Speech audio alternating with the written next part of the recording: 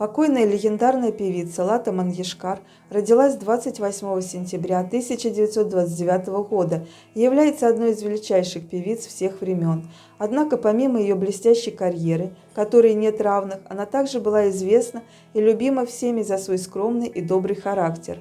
Лата Мангешкар была одной из самых уважаемых знаменитостей в индийском кино и музыкальной индустрии, начиная с записи песен на 36 индийских языках и заканчивая присуждением премии Дадасахеба Фалке в 1989 году. Лата Мангешкар была первой индианкой, выступившей в Королевском Альберт-холле в Лондоне. Певческая карьера Латы Мангешкар была переполнена бесчисленными наградами, трофеями и титулами. Благодаря десятилетиям упорного труда и целеустремленности Лата сумела довести свой собственный капитал до огромной суммы – 3 миллиарда 680 миллионов рупий. Однако после ее трагической кончины у всех на уме встает вопрос, кто же будет владеть ее имуществом.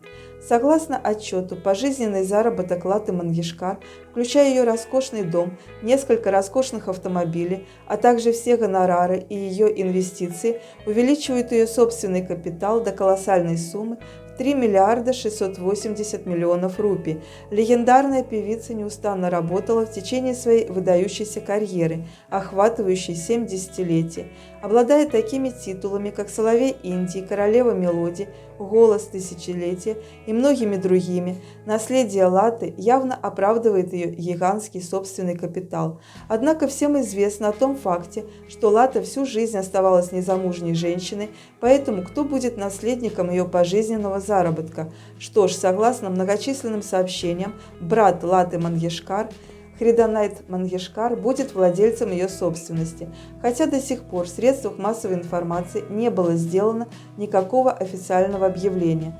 Лата Мангешкар была очень близка со своим братом, и она говорила об их прекрасной связи и восхваляла своего младшего брата за то, что он всегда был рядом с ней. Не только Лата, но и любящий брат также всегда высоко отзывался о своей сестре. Например, в интервью поблагодарил свою сестру Лату за то, что она научила его таким вещам, как самоуважение и как убить свое эго. Он сказал: «Эти уроки намного больше, чем учение о музыке, которое он получил от своих гуру. Я научился сангиту у своих гуру, но как сохранить самоуважение, как убить гордость и высокомерие, всему этому я научился у нее. Я внимательно наблюдал за ней все эти годы. Она была на вершине и все же считала, что она ничего не добилась. Скорее, это энергия, которая сделала все это возможным».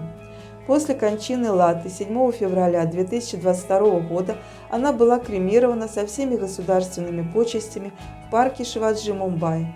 Многие известные знаменитости собрались там, чтобы в последний раз попрощаться с легендой. Песни, которые она исполняет, звучат в парке Шиваджи. Брат Латы зажег погребальный костер своей сестры в 7:16 вечера в тот же день. Любящий брат выглядел опустошенным, когда совершал последние обряды. Его поддерживал его сын Адинат Мангешкар. Лата Мангешкар никогда не будет забыта за то, каким скромным человеком и исключительной певицей она была.